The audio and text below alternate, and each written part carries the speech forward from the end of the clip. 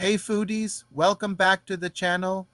Today we are diving into a classic Filipino favorite that is the perfect blend of sweet and savory, pork hamonado or hamonadong baboy.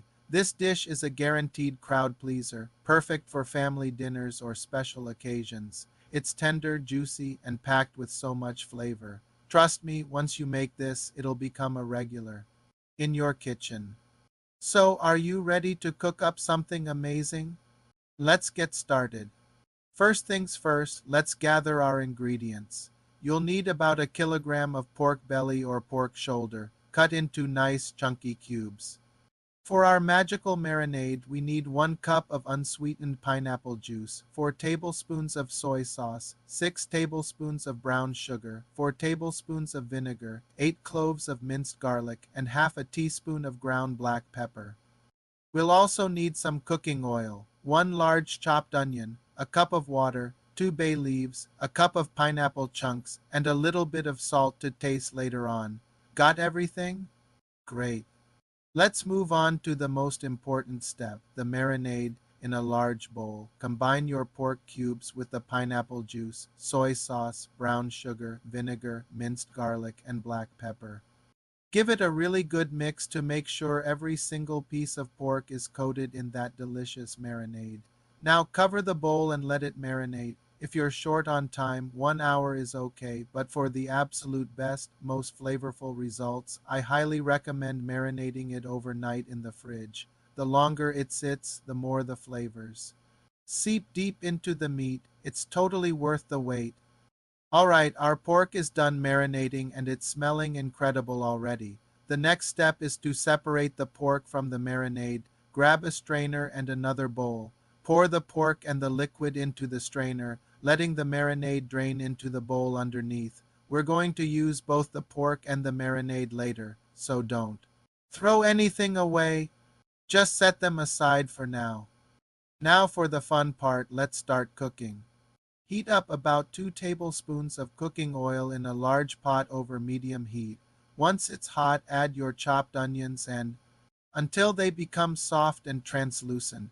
This builds our first layer of flavor. Next, add in the marinated pork. We want to cook this until it's nicely browned on all sides. This searing process locks in the juices and adds a wonderful depth of flavor to the dish. Don't rush this step. Getting a good brown crust is key. Once the pork is beautifully browned, it's time to reunite it with its marinade. Pour the reserved marinade we set aside earlier right into the pot. Also add 1 cup of water and your 2 bay leaves. Give everything a good stir and bring it all to a boil.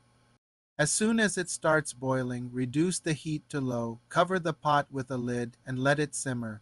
We're going to let this cook for about 1 to 1.5 hours, or until the pork is incredibly tender and you can easily poke it with a fork. Make sure to stir it every now and then to prevent the bottom from sticking.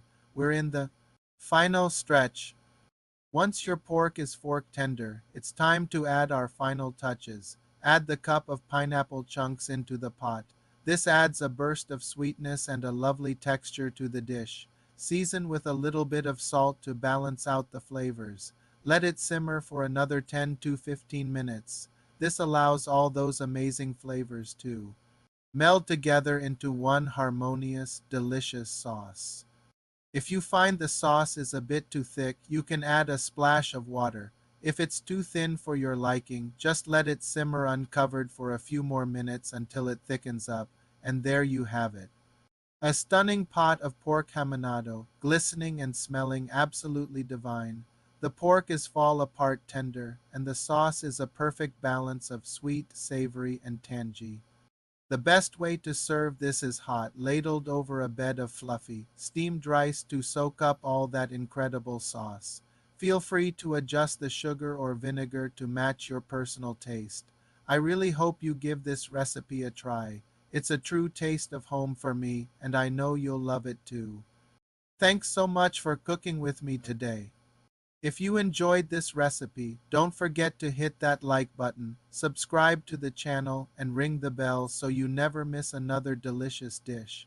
Let me know in the comments if you plan on making this. Happy cooking, and I'll see you in the next video.